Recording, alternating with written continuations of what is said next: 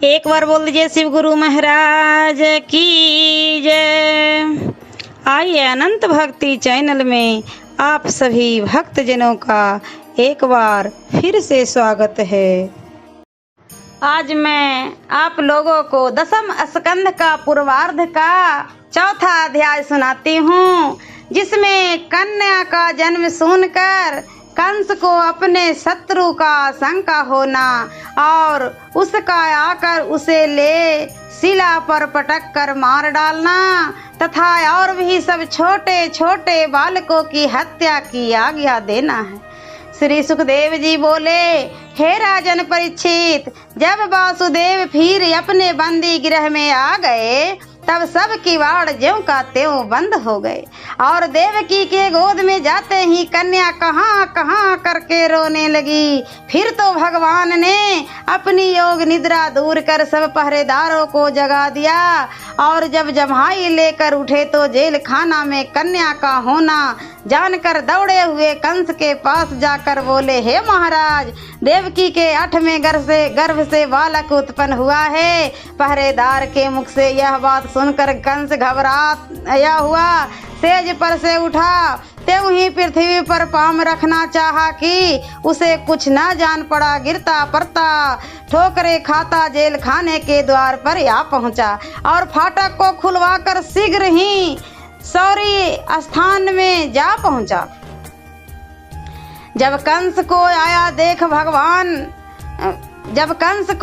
देख वासुदेव और देवकी का हृदय कांप उठा और देवकी ने हाथ जोड़कर गिड़गिड़ाकर कंस से कहा, हे भैया, इस बार तो मेरे कन्या हुई है, सो इस बार इसकी रक्षा करो, क्योंकि तुम्हारे जैसे सुरों का यह सिद्धांत है कि वे स्त्री और बालक पर हाथ नहीं उठाते। सो हे भैया, तूने अब तक मेरे कई पुत्रों को मार डाला है, अब इस कन्या पर तो दया कर। कौन जाने यह तेरे द्वारा रक्षित करने के लिए कन्या रूप से उत्पन्न हुई हो। सो अब तू इसे अपनी ओर से छोड़ दे।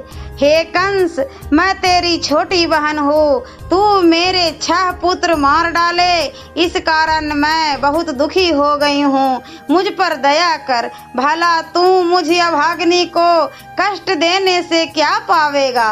यह मेरी अंतिम पेट पोछनी कन्या है, सो तू कृपा कर इसे मुझे दे दे।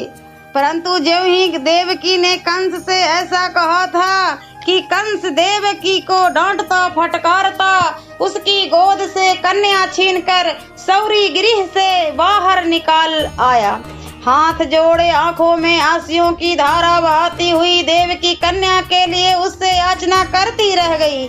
बाहर आकर कंस ने कन्या की टांग पकड़कर स्नान करने वाली शिला पर घुमाकर जोर से पटकना चाहा, किंतु हे राजन, जब वह जोर से उसकी टांग पकड़कर पटकने के लिए घुमा रहा था तब वह कन्या शिला पर न गिरकर आकाश में चली गई और वहीं तत्काल अष्टभुजी देवी का रूप धारण कर कंस से बोली, हे मूढ़ कंस, मुझे मारकर तूने क्या फल पाया। तेरा नाश करने वाला बैरी तेरे मारने के लिए कहीं जन्म ले चुका, अब और दीन बालकों को प्राण न ले। इस प्रकार वह भगवती कंस से कहकर भूलोक में विचरने लगी। उस माया देवी के कहने को सुनकर कंस इस महान चिंता में पड़ गया कि है यह उल्टी आकाशवाणी कैसे हुई। तब देवकी वासुदेव को अब जेल खाने में रखना व्यर्थ है, ऐसा कहकर कंस ने उनको छोड़ दिया और विनय पूर्वक देवकी से कहने लगे, हे बहन, मैं बड़ा पापी हूँ, मैंने बिना अपराध ही तुम्हारे सब बालकों को मार डाला। निश्चय ही मैं बड़ा निर्दयी और अपराधी हूँ। हाँ, मैं वृथा ही तुम दोनों को इतना कष्ट दिया, न जाने अब इस जघन्य कर्म के लिए मुझे कौन सा कष्ट भोगना पड़ेगा। ऐसा कह जब कंस बार बार हाथ जोड़ने लगा तब वासुदेव जी बोले, महाराज, आप सच कहते हो, इसमें आपका कुछ दोष नहीं, विधाता ने यही हमारे कर्म में लिखा था। यह सुनकर कंस प्रसन्न हो अति आदर के साथ देवकी वासुदेव को अपना घर ले आया और विधि पूर्वक भोजन कराया। इसके बाद वस्त्र भूषणों से सुसज्जित करा। उन दोनों स्त्री पुरुष को प्रेम पूर्वक उनके घर पहुंचा दिया और अपने मंत्री को बुलवाकर कहा, देवी कह गई है कि तेरा बैरी संसार में पैदा हुआ है, इसलिए अब देवताओं को जहां पावो तहां मारो।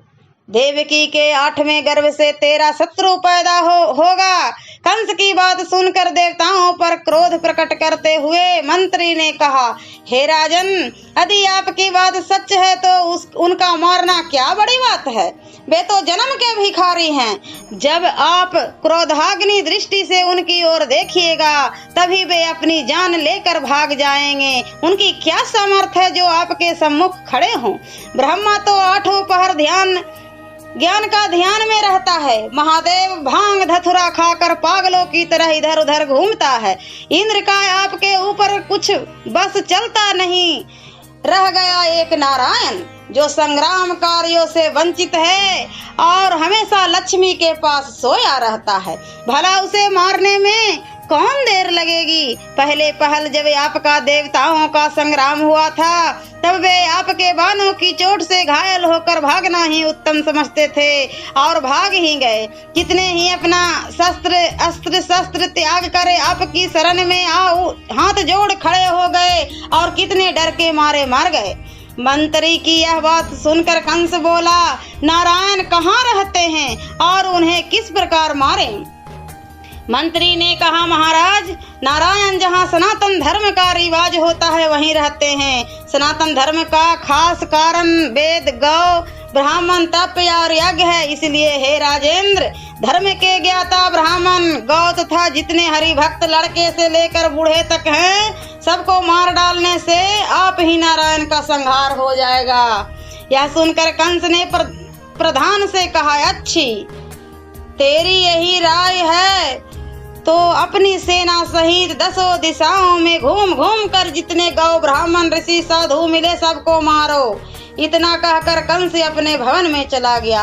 राजा की आज्ञा सुन दुष्ट मंत्री अपने सेना सहित नगर में जा गौ, ब्राह्मण, बालक, हरि भक्तों को छल, बल, कल तीनों प्रकार से ढूंढ कर मारने लगा। ओम नमो भगवते वासुदेवाय नमः। और 10वें स्कंद का पूर्वार्ध का 5वां अध्याय में अगले वीडियो में सुनाती हूँ।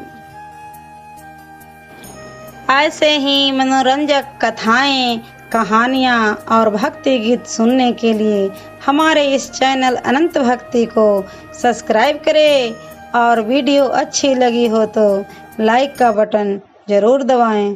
धन्यवाद।